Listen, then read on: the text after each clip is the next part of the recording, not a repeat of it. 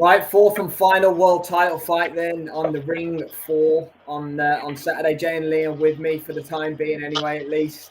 Jesse Rodriguez against Fernando Martinez. It's a unification in the Super Flyweight division. Bam on a 4 KO streak.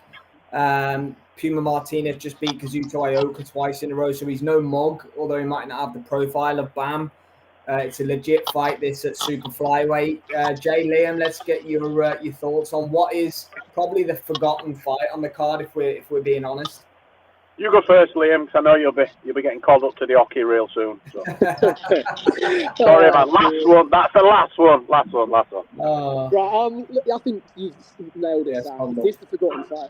This is the forgotten fight on the card, which is, says a lot about the talent that's coming out in this ring 4 card. I mean, we're taking the mick out of the names. These shows being given quite a bit, but Night of Champions is apt and can be truly said for Saturday. Look, Bam Rodriguez is everything a fighter should be, and he's making these lower weight classes attract eyeballs and be a bit sexy. You just said he's on a 4-fight KO streak. You don't say that in these lower weight classes. So there's star appeal there. It's a unification fight.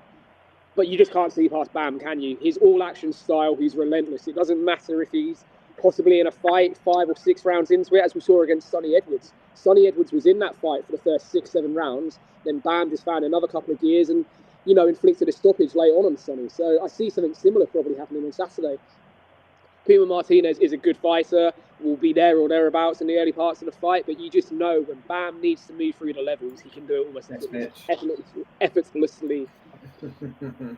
That's easy for you to say, Liam. It is, mate, in your dodgy van in the corner. I'm in my car tonight, mate. Dodgy nonetheless. I agree with everything Liam said. Martinez is a world level champion in his own right and will give Bam a great fight. But as we saw with the likes of Sonny Edwards, who, Sonny Edwards was making world level fighters look like they were stuck in mud.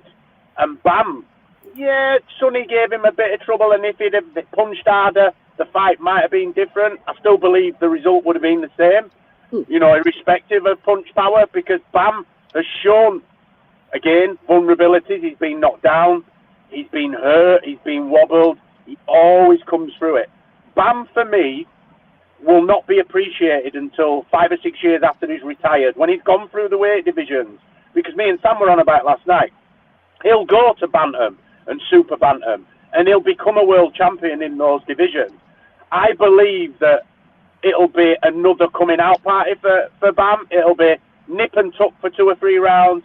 He'll turn it up a notch, and I think he'll get Martinez out of there mid, 6 to 7 rounds. I've gone for a TKO round 7. I think his corner might pull him out after taking a barrage of punches. Yes. Because I think his chin's decent, and I don't think Bam will knock him cold, but I think he'll hurt him. He won't be able to defend himself, and either the ref or his corner will pull him out around about round 7. Yeah. Big up, Dan. Thanks for joining us, mate. Yes, Puma Martinez, he's just beat Kazuto Ioka twice in a row in Japan, which is no easy feat, but he beat Gerwin and Sajasi, fought Jamie Conlon all those years ago, if you ever remember that name. And knocking out Estrada, being the first fighter to stop Estrada, is definitely the best performance of Bam's career, in my opinion. But don't forget, he was dropped by Estrada in that fight as well. It was heavy as well. It was, it was a tremendous fight. It showed great powers of recovery. Yeah, agree with that as well, because we didn't really know the answer to the question of how well he holds a shot, to be fair, before then. But look, in my opinion, I actually think it goes the distance. I think Martinez will maybe show a bit of ambition early, and then have enough know-how to get through the rounds, but maybe not show as much ambition. I think if he shows ambition, he gets stopped, as you were kind of alluding to, but crafty. He's really crafty. And look, those wins over Ioka, you cannot write them off. But look, he's 34, 35. Now we know that's the wrong side of the hill for a super flyweight. Bam is 25, 26 in his absolute prime. It's a tough ask for Martinez, but it's going to be interesting regardless, I think. Absolutely. I can't wait. Yeah. Sleeper fight on the card, and we're saying that about a BAM fight. Which is It's going to be nice to watch BAM on prime time actually as well, because we don't get. It's going to be on at 11 p.m. here in the UK. Well, we'll be back for the watch-alongs on Saturday. Myself and Jay will be getting some MMA stuff out for UFC Qatar over on JFT tomorrow. Anything coming from Straight Talk? I know you did it on Monday. So did it on Monday. So yeah, we will be back either Sunday or Monday, following from the UFC. You out Liam this weekend for the boxing, or you working? If everything goes to plan, I'm going to finish and be home for the boxing. So there you go. Well, somebody put Liam.